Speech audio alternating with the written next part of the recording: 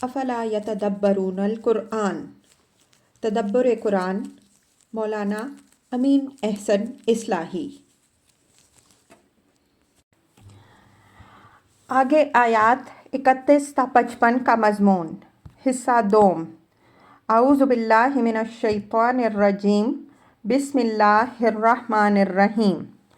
अफ़रअयतल्लज़ी तवल्ला व आता क़लीलन व अक़दा अइंदहु इल्मुल ग़ैबि फ़हुव यरा। ये अल्लाह ताला ने उन लोगों के किरदार को मुमस्सल करके पेश किया है जो उसकी राह में देने दिलाने का तो कोई हौसला नहीं रखते और कभी कुछ देते हैं तो बस छद्दा उतारने के लिए, लेकिन अपने लिए इसके हाँ बड़े ऊंचे ऊंचे मर्तबों के मुद्दई हैं। फरमाया कि क्या इनके पास इल्म गैब की दूरबीनें हैं कि वो उसकी मदद से उन मरातब व मकामात को देख रहे हैं जो उनके लिए महफूज हैं। अल्लज़ी से हमारे मुफस्सिरीन ने आम तौर पर कुरैश के एक सरदार वलीद बिन मुगीरा को मुराद लिया है। इसके मुताल्लिक एक वाक़या बयान करते हैं कि उसने इस्लाम कबूल करने का इरादा कर लिया था, लेकिन उसके एक साथी ने जब उसके इरादे की इत्तला पाई तो उसने इससे कहा कि अगर तुम आखिरत से डर कर इस्लाम लाना चाहते हो तो इससे बेफ़िक्र रहो। अगर तुम मुझे इतनी रकम दे दो तो आखिरत के ख़तरे से तुमको बचाने का मैं ज़िम्मेदार हूँ।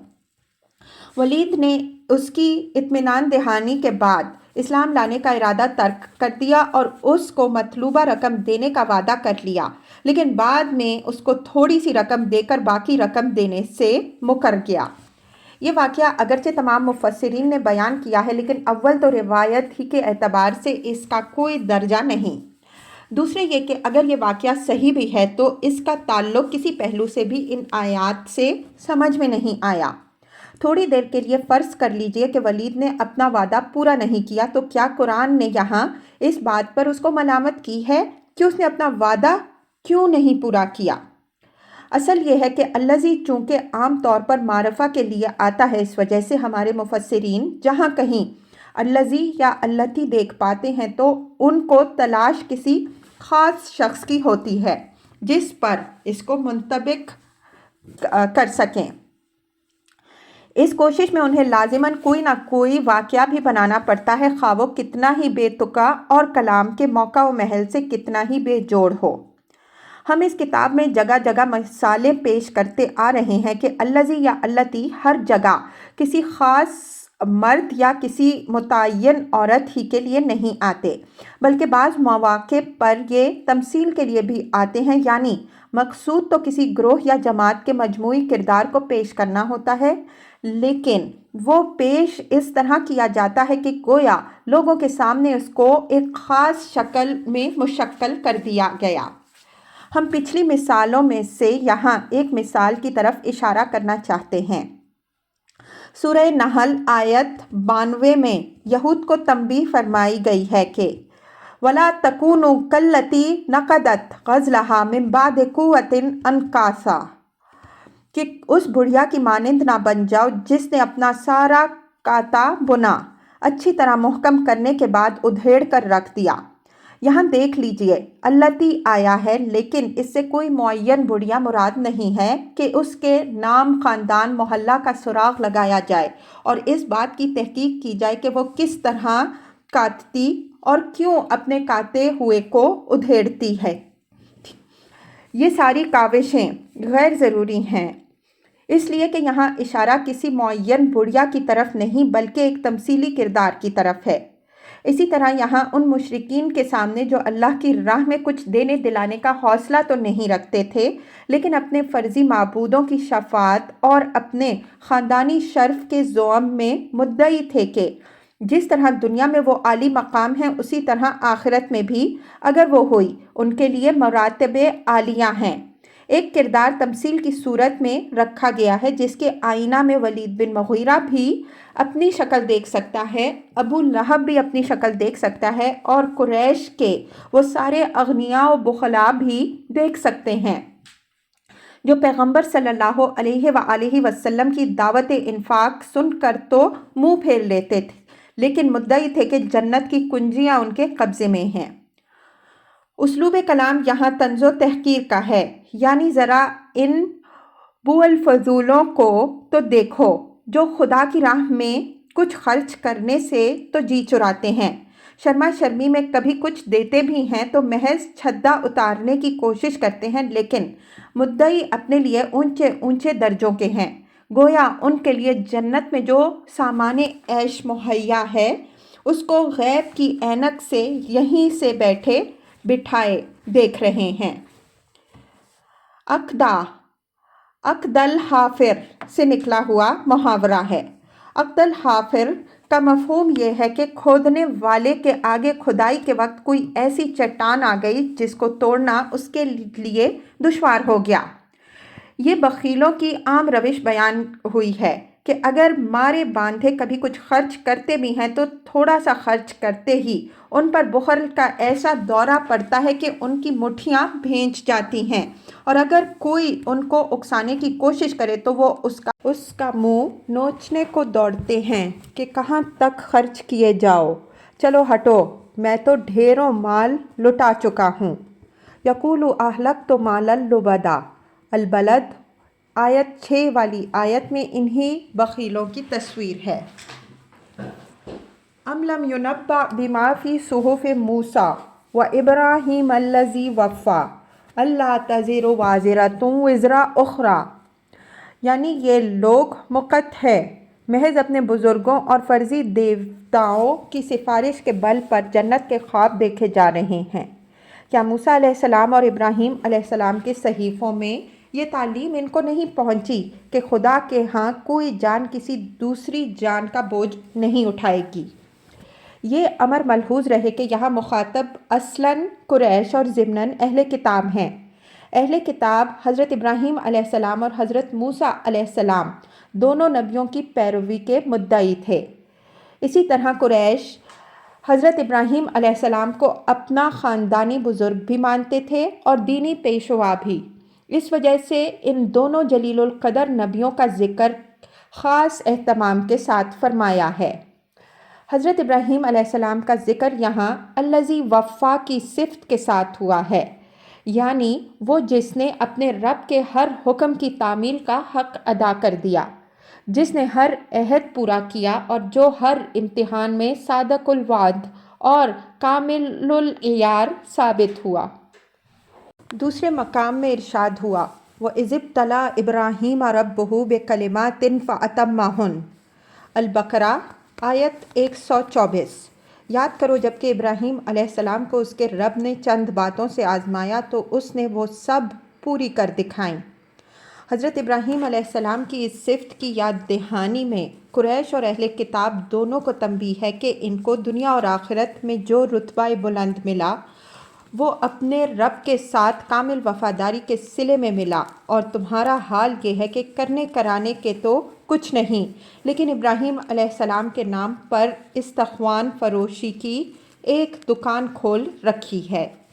یہاں ایک سوال پیدا ہوتا ہے کہ صحف کی اضافت حضرت ابراہیم علیہ السلام کی طرف بھی فرمائی ہے، تو کیا حضرت ابراہیم علیہ السلام کو بھی کوئی صحیفہ ملا تھا؟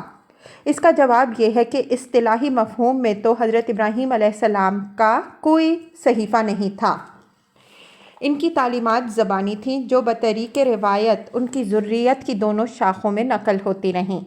بنی اسرائیل میں یہ تعلیمات زیادہ روشن رہیں اس لیے کہ ان کے اندر برابر انبیاء علیہم السلام آتے رہے۔ بنی اسماعیل امی تھے، اس وجہ سے ان کے اندر یہ دھندلی ہوتی چلی گئیں۔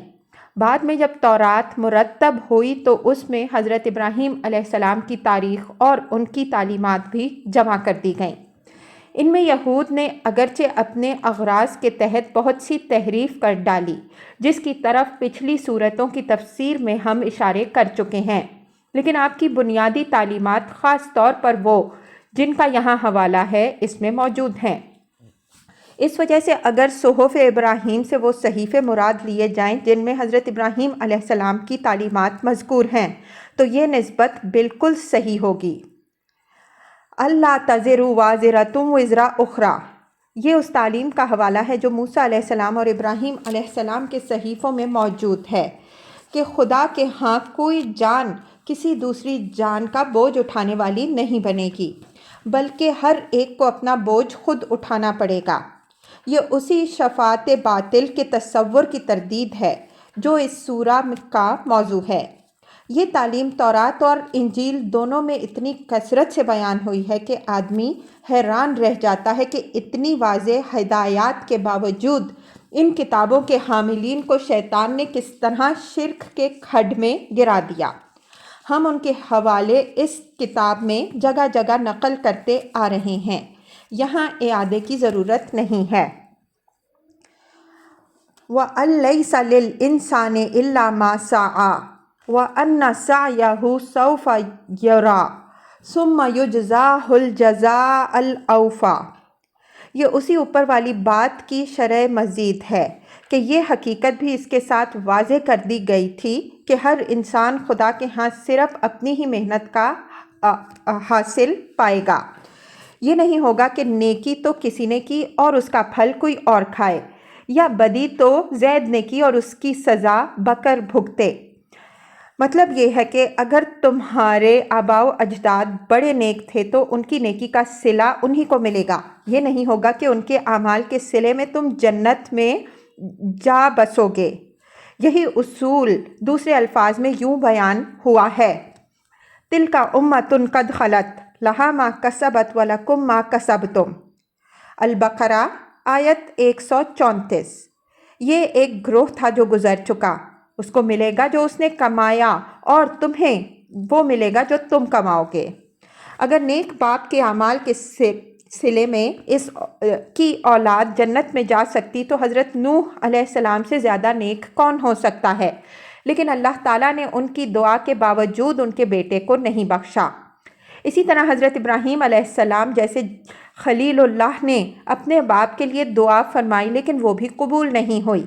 حضرت لوط علیہ السلام کی بیوی بھی ایک جلیل القدر پیغمبر کی بیوی تھی، لیکن اللہ تعالیٰ کا قانون ایسا بے لاگ ہے کہ ایک پیغمبر کی بیوی ہونا اس کے کچھ کام نہ آیا۔ اس کے برعکس فرعون کی بیوی اللہ تعالیٰ کے ایک بہت بڑے دشمن کی بیوی تھی، لیکن اللہ تعالیٰ نے سورہ تحریم میں نہایت شاندار الفاظ میں اس کی تعریف فرمائی۔ باپ بیٹے اور میاں بیوی کے رشتے سب سے زیادہ محبوب رشتے ہیں اور پیغمبروں سے زیادہ خدا کا کوئی مقرب نہیں ہو سکتا، لیکن آپ نے دیکھ لیا کہ جن کے پاس اپنی نیکی کا توشہ موجود نہیں تھا وہ ان رشتوں سے کوئی فائدہ نہ اٹھا سکے۔ تو تابع دیگراں چہ رسد۔ آدمی کو دوسرے کی نیکی سے خدا کے ہاں کوئی فائدہ دو صورتوں میں پہنچنے کی توقع ہے۔ ایک یہ کہ یہ نیکی ایمان کے رشتہ محبت پر مبنی ہو، مثلاً ایک مومن اپنے دوسرے مومن بھائی کے لیے دعا کرے تو امید ہے کہ اللہ تعالیٰ اس کو قبول فرمائے۔ دوسری یہ کہ آدمی کو بلا واسطہ یا بالواسطہ اس نیکی میں کوئی دخل ہو، مثلاً یہ کہ اس نے اس کی تعلیم دی ہو یا اپنے عملی نمونے سے اس کی مثال قائم کی ہو یا اس کے وسائل مہیا کرنے میں کسی نوع سے اس کا حصہ رہا ہو۔ اگر اس طرح کا کوئی دخل اس نیکی میں اس کا ہے تو یہ بھی در حقیقت ایک طرح سے اس کی صحیح و کسب ہی میں داخل اور اس کے لیے ایک خیر جاری ہے۔ بعض اشتراکی ذہن کے لوگ اس آیت سے یہ استنباط کرتے ہیں کہ قرآن اس اصول کو تسلیم کرتا ہے کہ ہر شخص کو صرف اس کی محنت کے بقدر ہی ملنا چاہیے، لیکن یہ آیت جس موقع و محل میں ہے اس سے یہ استنباط اپنی ذہانت کا بالکل بے جا استعمال ہے۔ اس وجہ سے یہاں ہم ایک غیر متعلق مسئلے سے تعرض نہیں کرنا چاہتے۔ البتہ نفس اشتراکیت کے بنیادی فلسفہ پر اس کے محل میں ہم بحث کر چکے ہیں اور آگے بھی موضوع مقامات پر اس کے بعض پہلوؤں پر انشاءاللہ ہم روشنی ڈالیں گے۔ بس اتنی بات یہاں یاد رکھنی چاہیے کہ اس دنیا کا نظام امتحان و آزمائش کے اصول پر مبنی ہے اور آخرت میں معاملات عدل و انعام کے اصول پر طے ہوں گے۔ یہاں اللہ تعالیٰ نے کسی کو اس کے حق المحنت کے طور پر کوئی چیز نہیں دی ہے، بلکہ کسی کو کم دیا، کسی کو زیادہ، اور اس طرح دونوں کے صبر و شکر کا امتحان کیا ہے۔ آخرت میں ان لوگوں کو ان کی نیکی کا صلہ ملے گا جو اس امتحان میں پورے اتریں گے، اور وہ لوگ محروم رہیں گے جو امتحان میں ناکام رہے۔ ان کی یہی ناکامی ان کو جہنم میں لے جائے گی، اس لیے کہ اس طرح کے ناکاموں کا ٹھکانہ آخرت میں جہنم ہی ہے۔ وَأَنَّ سَعْيَهُ سَوْفَ يُرَىٰ ثُمَّ يُجْزَاهُ الْجَزَاءَ الْأَوْفَىٰ، یعنی کوئی اس مغالطے میں نہ رہے کہ یہ کوئی ہوائی بات ہے، بلکہ ہر شخص نے جو کچھ کمائی کی ہوگی وہ جلد اللہ تعالیٰ کے ملاحظے میں آئے گی، اور پھر اس کو پورا بدلہ دیا جائے گا۔ یہ اہل ایمان کے لیے تسلی اور منکرین جزا و سزا کے لیے تنبیہ ہے کہ اہل ایمان مطمئن رہیں کہ ان کی رائی کے دانے کے برابر نیکی بھی رائے گاہ نہیں جائے گی، اور منکرین بھی آگاہ رہیں کہ ان کی چھوٹی سے چھوٹی بدی بھی نظر انداز نہیں کی جائے گی۔ وَإِنَّ إِلَىٰ رَبِّكَ مُنتَهَىٰ، اور یہ بات بھی واضح رہے کہ سب کی بازگشت تیرے رب ہی کی طرف ہوگی۔ اس مغالطے میں کوئی نہ رہے کہ تیرے رب کے سوا کسی کا مولا و مرجع کوئی اور بھی ہے جو اس کو خدا کی بازپرس سے بچا لے گا، یا خدا کے فیصلوں کے خلاف وہ کوئی مرافعہ اس کی عدالت میں کر سکے گا۔ خدا ہی کے حضور میں سب کی پیشی بھی ہوگی، اور خدا کے فیصلے بالکل آخری اور حتمی ہوں گے۔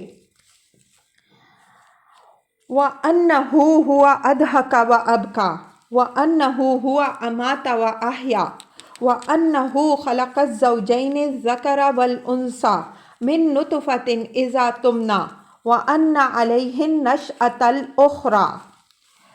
یہ دلیل بیان ہوئی ہے اس بات کی کہ کیوں سب کا مولا و مرجع اللہ تعالیٰ ہی ہے۔ فرمایا کہ وہی ہے جس کے اختیار میں ہنسانا بھی ہے اور رلانا بھی، یعنی وہی خوشی کے اسباب بھی پیدا کرتا ہے اور وہی غم کے اسباب سے بھی دوچار کرتا ہے۔ اسی کے اختیار میں سکھ بھی ہے اور اسی کے اختیار میں دکھ بھی ہے۔ رنج و غم اور نفع دفع سب اسی کے اختیار میں ہیں، تو اس کے سوا کوئی دوسرا کس حق کی بنا پر مولا و مرجع بن جائے گا؟ اسی طرح وہی موت دیتا ہے اور وہی زندگی بخشتا ہے۔ تو جب کسی دوسرے کو نہ موت کے معاملے میں کوئی دخل نہ زندگی کے معاملے میں کوئی اختیار، تو اس کے سوا کسی اور کو مولا و مرجع بنانے کے کیا معنی؟ اسی نے جوڑے کہ دونوں فرد مرد اور عورت پیدا کیے۔ یہ نہیں ہوا کہ مرد تو کسی نے پیدا کیا ہو اور عورت کہیں اور سے وجود میں آئی ہو، بیٹے کوئی بخشتا ہو اور بیٹیاں کہیں اور سے آ دھمکتی ہوں۔ تو جب اس طرح کی کسی تقسیم کا امکان عورت اور مرد کی پیدائش میں نہیں ہے، تو کسی اور کے مرجع بنانے کے کیا معنی؟ ان کی پیدائش پانی کی ایک بوند سے ہوتی ہے جو ٹپکا دی جاتی ہے۔ اس ٹپکا دینے کے بعد کسی کو بھی پتہ نہیں کہ اس کی نشو و نما کس شکل میں ہوگی، اس سے لڑکی پیدا ہوگی یا لڑکا، اس کی تکمیل ہوگی یا یہ ناتمام رہے گا، اس کو شکل و صورت کیسی ملے گی، ان باتوں میں سے کسی بات کا بھی کسی کو پتہ نہیں ہوتا۔ یہ ساری باتیں صرف وہ خلاق العلیم ہی جانتا ہے جو گوں نہ گوں پردوں کے اندر پانی کی اس بوند کی پرورش کرتا ہے اور ایک معین مدت کے لیے اس کو ظہور میں لاتا ہے، اور پھر اس کو ایک مرد یا عورت کی حیثیت سے پروان چڑھاتا ہے۔ جب یہ سارے کام خدا ہی کے اختیار میں ہیں تو اولاد کے لیے درخواست کسی اور سے کیوں کی جائے؟ وَأَنَّ عَلَيْهِ النَّشْأَةَ الْأُخْرَىٰ، یعنی جب خدا ہی سب کو پانی کی ایک بوند سے پیدا کرتا ہے تو اس کے لیے دوبارہ پیدا کرنا کیوں دشوار ہو جائے گا؟ اس کا ممکن ہونا بھی واضح ہے، اور خدا کے عدل اور اس کی رحمت کے ظہور کے لیے اس کی ضرورت بھی واضح ہے۔ تو جب یہ دونوں باتیں واضح ہیں تو اللہ تعالیٰ کی حکمت واجب کرتی ہے کہ وہ ایک ایسا دن ضرور لائے جس میں سب کو اکٹھا اٹھا کھڑا کرے، ان کی نیکی اور بدی کو جانچے اور ان کے تمام اعمال کے اعتبار سے ان کو جزا و سزا دے۔ یہ ساری باتیں معمولی تغیر الفاظ کے ساتھ حضرت ابراہیم علیہ السلام کے اس اعلان برات میں بھی موجود ہیں جو انہوں نے اپنی قوم سے علیحدگی کے وقت کیا ہے۔ سورہ شعراء میں یہ یوں نقل ہوا ہے، الذی خلقنی فہو یہدین والذی ہوا یطعمنی ویسقین واذا مرضت فہو یشفین والذی یمیتنی ثم یحیین والذی اطمع ان یغفر لی خطیئتی یوم الدین۔ سورہ شعراء آیات 78 تا 82۔ جس نے مجھے پیدا کیا پھر وہ میری رہنمائی فرماتا ہے، اور وہ کہ جو مجھے کھلاتا ہے اور پلاتا ہے، اور جب میں بیمار پڑتا ہوں تو مجھے شفا بخشتا ہے، جو مجھے موت دے گا پھر زندگی دے گا، اور وہ کہ جس سے میں امید رکھتا ہوں کہ وہ جزا کے دن میری خطائیں بخشے گا۔